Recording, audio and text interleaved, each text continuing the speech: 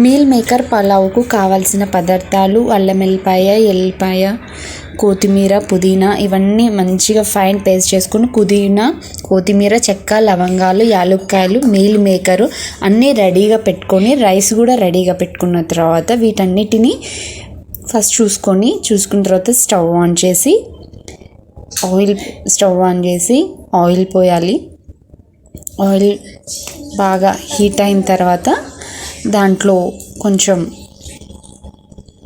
చెక్క, లవంగాలు, యాలుక్కాయ కొంచెం వేడైన తర్వాత కొత్తిమీర అండ్ పుదీనా ఇవన్నీ కొంచెం ఇందాక మనం పేస్ట్ చేసాం కదా, అది అల్లం వెల్లిపాయ, చెక్క, లవంగా ఈ పేస్ట్ కూడా బాగా వేసిన తర్వాత దీన్ని బాగా కొంచెం ఇది పేస్ట్ అంతా వేసిన తర్వాత బాగా కొద్దిగా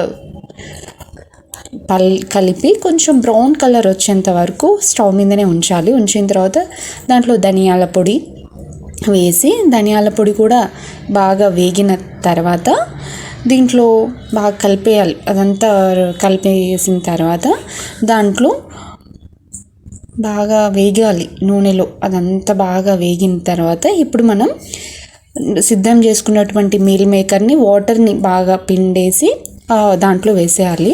ఇవన్నీ వేసిన తర్వాత మీల్ మేకర్ మొత్తం వాటర్ అంతా తీసేసి దాంట్లో వేయాలి. వేసిన తర్వాత వాటిని బాగా కలపాలి. బాగా కలిపి బాగా అంతా ఆయిల్లో కొంచెం బాగా కలిసేంత వరకు కలపాలి. బాగా కలిపేసిన తర్వాత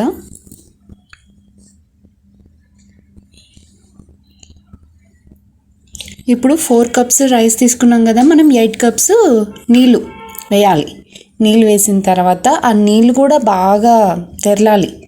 బాగా తెరిలిన తర్వాత దాంట్లో కొంచెం సాల్ట్ ముందు వేసుకోవచ్చు, తర్వాత అయినా వేసుకోవచ్చు, నో ప్రాబ్లం.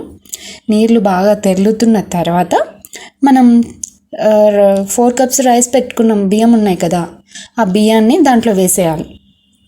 వేసేసి ఇంకా బాగా కలపాలి. కలిపిన తర్వాత స్టవ్ సిమ్లో పెట్టుకొని కాసేపు, సిమ్లో కాదు మీడియంలో పెట్టుకోవాలి. మీడియంలో పెట్టుకొని తర్వాత సిమ్లో పెట్టుకోవాలి. తర్వాత ఇంకా అయిపోతుంది, ready. Meal maker pulao it's ready.